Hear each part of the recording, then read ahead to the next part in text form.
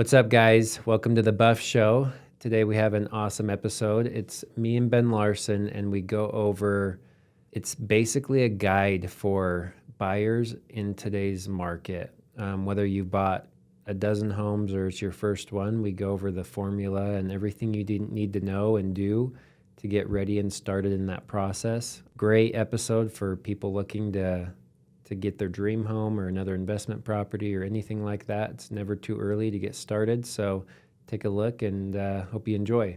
All right, guys, welcome to another episode of The Buff Show. Today we're going over a buyer guide. This is start to finish, everything you need to know when buying a house. I don't care if you're a first-time home buyer or an investor, you bought tons of different homes. Or if you're old or have had your house for 10 years and, the last time you did it, you were filling it out with a pen and paper, and now it's all on apps and online. Like it just changes so much, but this is everything as of March 15th, 2023 that we feel like you should know when trying to buy a house and how we would strategize and structure that big decision. And I feel like a lot of people do it backwards, and it's not no offense to them. It's just a lot of times it's like rushed on them. They like spur of the moment. They're like, Sure. "Oh, we're gonna Let's be investors. Let's Yeah. let's sell our house for 20 years. And So what's the first step, Ben? What do you think? honestly, this one's hard for me because I'm a fly by the seat of my pants guy, and I wish I would have planned better on everything I do. And I think that's the biggest thing is if you have some sort of direction, that's the best way to start is a plan. Sit down with your wife, your neighbor, your business partner, your boyfriend, your girlfriend, whoever you're doing a transaction with, or sit down by yourself and even have someone to talk with and make a plan. What do you want? What's your end goal? What's your start? Like, what's realistic? Right. Because I'm a big believer, anything in life you can have or accomplish if you just put forth like the mental effort and the energy and then like stick to a plan. We're all like ships out in the ocean, and most people, they just go wherever the wind blows them. But if you're like, hey, I want to buy a rental property every year for the next 10 years, you can do that if you come up with a plan and stick with it. And that's not a plan saying I want to buy a property for the next 10 years. Like No, that's it's that's a dream. Yeah. So, for example, we wanted to move into the valley, Ogden Valley. We came up with a plan. We set goals. We're like, this is what we're looking for.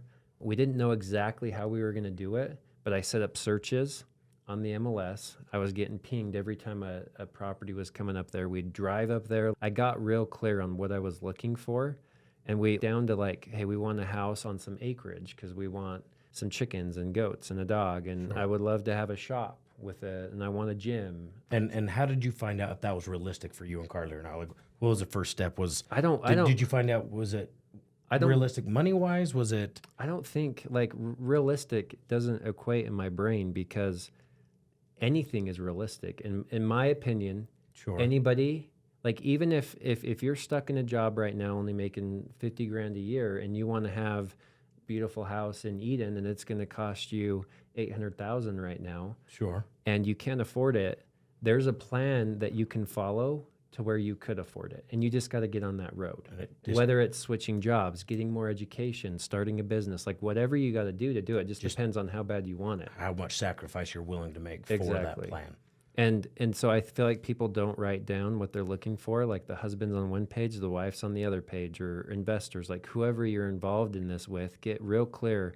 What are your needs? Like what do you need to have and what are your wants? Okay. And then stick with that and run with it. And I would almost say you make your plan like Peyton wanted a house in Eden. He wanted this. Here were all his wants. That needs that almost for that. Right. That was your plan. That was your needs for this plan.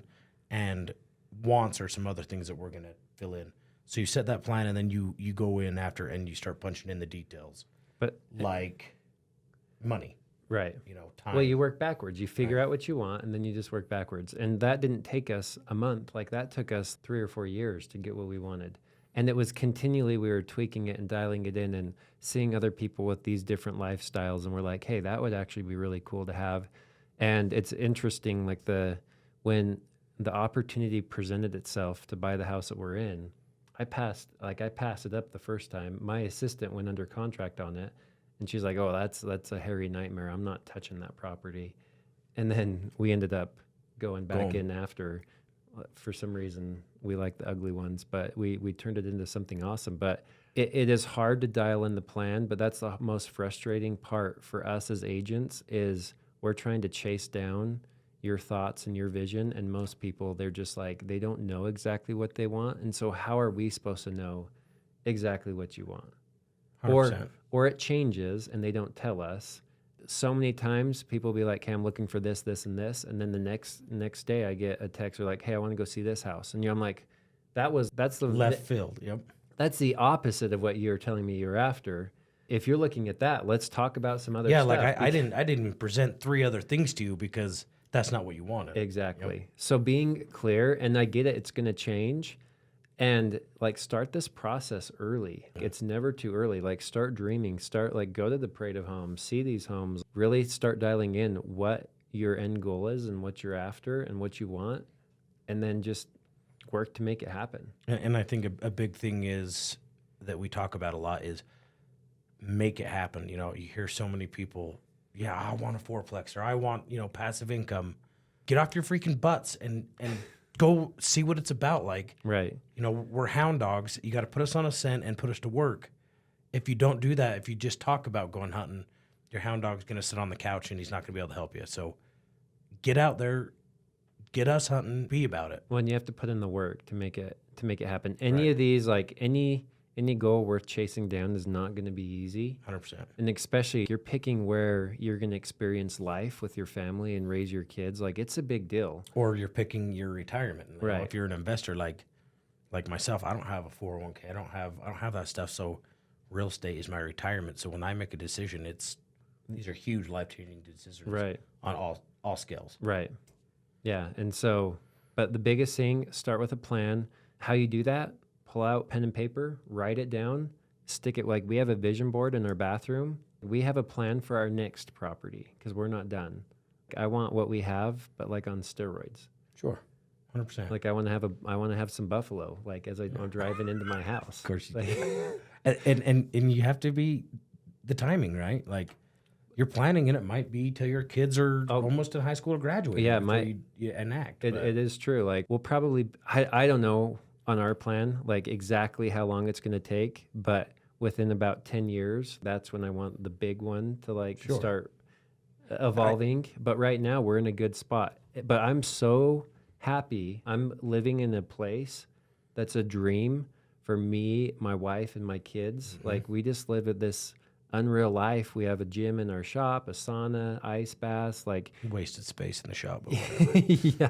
For some people, I can fit my tractor, my truck, the Tesla, Mm-hmm. everything, dirt bike, stand-up jet ski, like it's all in there, mountain bikes, like Your tractor isn't out in the rain getting iced on it No. like mine is right now. Yeah. it's been awesome, but you have to get clear on what you want. But and if you don't get clear, life's just going to give you what it throws at you. And Payne brought up a good point. Like he dreamed it, then he planned it, right? So everybody's always dreaming it. Everybody's dreaming. Everyone has their thoughts. Then he put it to paper. He made it real. That dream has to be written down somewhere to be held accountable for it. After you dream it, then you make your plan. What's our next step to make this dream a reality? So the next step, and you can do this during the plan step, I would say, you need to get a good team in place. You need a lender. You Okay. need an agent. Okay. Like get those people. And And they are a team. Like your lender, your money guy should talk to your house guy, right? Your oh, agent. for sure. Like yeah. everybody should know what everybody else's underwear looks like. Like we should. Exactly. The more communication, because your lender might be like, "Hey, rates dropped," and then I might be like, "Hey, rates dropped. We can afford that house. It was just out of your budget now. Right. Let's attack." Or we can do this 2-1 buy down or whatever. Yeah. But put those two in contact and start early. It could be a year or two before you actually end up buying something, but get that process started. People think that, oh, I can't talk to a lender or an agent yet because I'm not ready to buy. The worst thing I hate hearing when a client, I ever call everyone clients because it sounds fancy, but I hate when I have a client call me and say, "Oh, sorry to bug you," or "This might be a waste of your time." That's our freaking job. Like, Right. get us involved. Yep, use us. So your lender, get down into the nitty gritty parts. If you're a business owner, send them your tax returns. See what you need to like.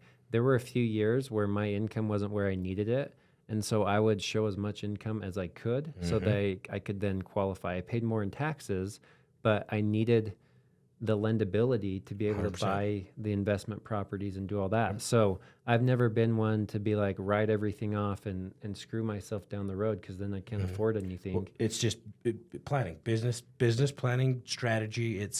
You need that. And same thing, new businesses, you have to have 2 years of tax returns. Start pulling these skeletons out of the closet.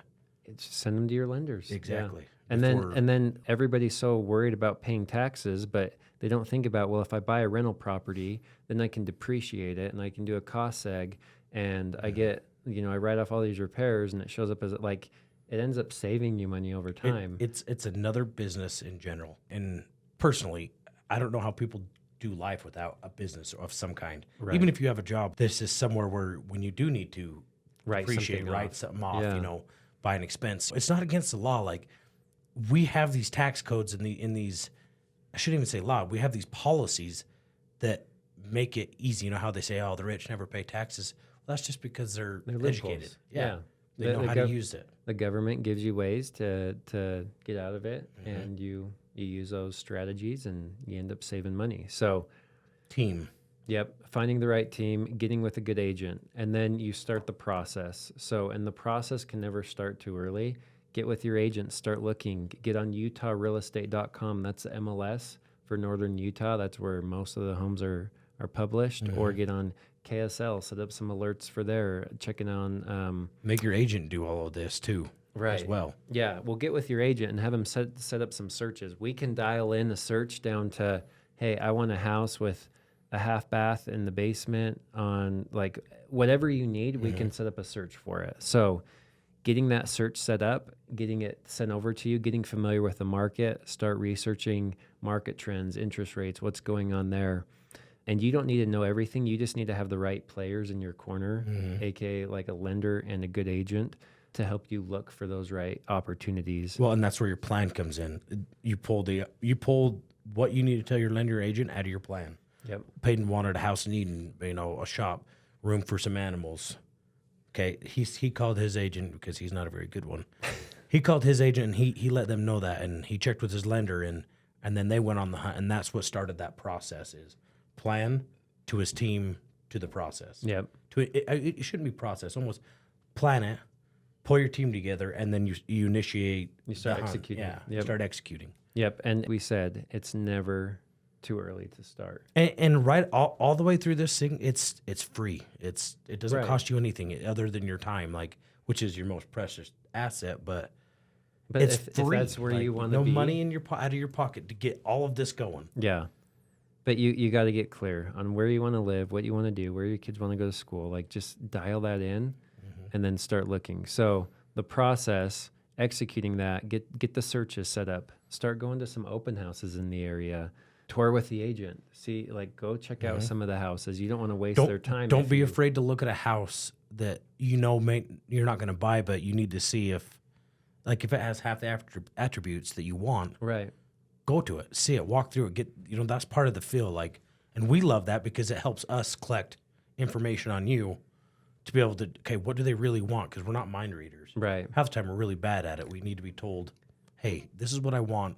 This is what I'm looking for, because Well- we can never outguess it. And a lot of times you don't really know exactly what you're wanting, but as you go and start seeing homes and experiencing the area and the neighborhoods, you start to feel that. So some other things we would do on anytime we have a home that, if we get a home under contract, we're going to the church there, meeting the people, during our due diligence, just meeting people there, checking out the neighborhood and trails, and are we going to like living in that area? You can do that even before you have a house under contract, just getting a feel for living, what it would be like to live there. Doing pre-research. Yeah. If you don't know what you want, Get research. Out, Yep. get out there and get a feel for what it would be, what it would be like to live there. Go walk the neighborhood. Same- on a Sunday. and I've done this, same with investors. Peyton talks a lot about family and community and stuff like that. And I'm more in, that's kind of where he goes, but I'm more in hey, investor, what I've called on rentals in areas that I've been thinking about buying in, got a hold of a landlord and acted as a renter for a second, and then been like, hey, do you have a lot of bad renters in the area? How are your last renters? And you get a feel that way too. So, you've really got to get out there, whether it's Yeah. investment, family, churches, industry. Just networking with people. Is there work in that area? So our house actually in Eden, it came through another agent. The sellers didn't want to list it. And so it was just word of mouth through agents. And that agent knew I was looking in the valley. We passed on it. My assistant was like, hey, I'll do it. It was an ugly house. Oh, yeah, I so remember. ugly. Yellow. Carly called it the yellow turd. And so, and we almost passed up on it, but then they backed out and they're like, man, it's so ugly, but the shop's cool. The property's cool. Then we went back, tied it up, and it ended up being like one of the best. What made you want to go back? What in your plan? It started to feel right. We were heartbroken because we just got like a lot ripped out from underneath of us that we really wanted. That would have been cool too. Our hearts were broken from that. This house was just like, it wasn't in the exact area I wanted to be. It didn't have any trees. But since we bought it, we remodeled it, turned it into exactly what we wanted. The house is a little bit small, but it fits our family perfect for now. Like we could be there for another 5 years and be fine. It's got the shop. Like we really turned it into everything we wanted. We brought in trees. That was fun. A bunch of pine trees. Half of them have died, but the painful subject. But really, right now, our neighbors are amazing. The Kadri's bus stop is like right there on the corner. She can walk home from school. Like it's just been a huge blessing for us. Like we've loved every second of it. And that wasn't because you guys just went in blind. No, You looked at it once. You said no. we and then didn't go obviously- inside. Yeah. Yeah, and then you went and like Cater's bus stop. You learned where the schools were. You dialed in what you wanted, and then you realized that property Worked great. for what you wanted. The property wasn't. Yeah. The house itself wasn't there, but you were able to change that. Yep. But everything else was there. Yeah. Because your plan. Well, I think You knew what another to look for. another thing to keep in mind is like the next. So you have the process of looking and executing that plan, but then you have the attack mode where you're like, hey, we found the house we think we want, and you go make an offer. People think the second they make an offer, they're married to the deal, but it's the engagement. Like Yep. you're dating the house. You're seeing if the bones are good. You're doing inspections, due diligence, checking out the neighborhood, just everything. There, like we could come up with 50 things that you need to do during due diligence to see if you want it. And we have that plan and process for you. The key thing to know here is that's a time, like typically you have 2-ish weeks to really dive into the house and see if you want the long-term relationship with it. So what? Let me ask you this, Ben. What if I dive into this house and in this 2 weeks I'm still unsure and I still need to check more things?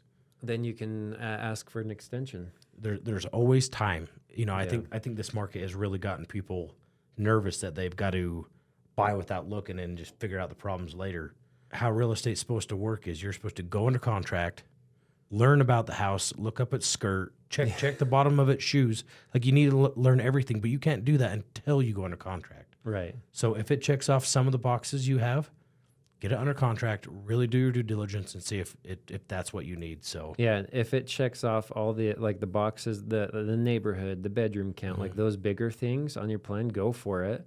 And then you have that due diligence window to really dial in and see if it's a good fit for you or if it's just going to be a money pit. And like, for example, I said we had a lot under contract. The lot needed a geo study, didn't have a septic system. It didn't even have a letter of feasibility telling if we could put a septic system on it. So like we ended up having to walk away from that because there was another buyer willing to buy it with all He's those willing to unknowns. risk it, Yeah. yeah. And at that point, like we didn't know if the lot was buildable or unbuildable. And there are quite a few unbuildable lots up there. So we ended up walking away from that. But there were multiple homes that we were toying on the idea with buying. And then we just kind of went with our gut. But that house was probably the fourth one that we looked into and tried to decide if that was the right one. So, and again, we went to contract on some of them. So how long was this hunt that you were going on this Eden property? it was a few years. A few years. So Yeah. think about that. When he says get started early, you never want to worry about trying to sell and buy your house and be done in a month, right? Years and years of planning makes a process smooth. Right. You know, makes it so missed opportunities aren't missed, and it just gives you a little more. You know, you're not in that high anxiety of I've got to get out, I've got to get something. it gives you a little more time to do your due diligence. Yeah, and I have a lot of buyers that they want a second home in the valley, or they're after something, and we've been on it after it for a few years, and they still haven't found exactly what they need, but they have a good plan in place. They update me, and like we stay after it, and that's what we're looking for. You don't have to. It almost call empowers us, you. right? You don't Yeah. have to call us and be like. I feel like people want to call us and be like, "Hey, we want to buy this house. We were at the contract," and then if it doesn't go that way, they feel bad for calling us. And it's like, no, we understand that it can take a few months, years for this to happen. So, and we're happy to get in the relationship with you and execute that and really get your fillers out there to see what it is you want. So, and then after the due diligence phase, a lot of people have concern about the financing. Like, well, what if it doesn't appraise? Well, we have contingencies in place for that. So if it comes in, say you're under contract at 500,000 and it comes in at 450, we have You're not stuck. It's not like you have to buy an overpriced right. property. We have hedges against that. So we're there to protect you and like make your plan come into the place. But the most frustrating thing for us is working with people that just aren't clear on exactly what they want, and then we start digging into it more, and then they really start thinking about it, and they're like, well, actually, we want this or that, and then like it's just like we're chasing. Well, and I'm gonna say it, and you might think I'm a bully or rude, but you hear it a lot. I don't want to waste your time, or I hate to bother you. I feel like my time is mostly wasted when I can't help you, when I don't know what your plan is, and I have to try to figure it out. So yeah, to be and it's not that you're wasting our time, but I just feel like, am I really giving value to this person, trying to help them make up their mind? So if you can make your plan first, just the optimum value you'll get from an agent and a lender, and just your search in general is huge. Yeah. And lastly, I think I've seen it. I've been involved in hundreds of transactions. There's like this moment when a buyer walks into a house, their eyes light up, and they're like, oh my gosh, this is the one. We love it. Like, it just feels right. And most of the time, it's just like they're at peace inside, and they just know like that's where they want to be. And they've felt that connection. It's weird to say, but I've seen it a lot. And it's cool being a part of that process and pushing so hard and then getting to that point and you're like, okay, this is the one. Yeah. And there's some homes that we'll show them where we're like, hey, this checks a lot of your boxes. And they're like, it just doesn't feel good. But then you get to that one and they're like, oh my gosh, this is the one. So it's cool to see that. And you'll know when you see it, just you gotta, again, it goes back to the plan, knowing what you're after, and then paying attention to those feelings and the emotions you get when you're there, because you'll know. It's our house. Like I wasn't feeling it, but then I'm like, let's give this one a second chance. Let's recap real quick.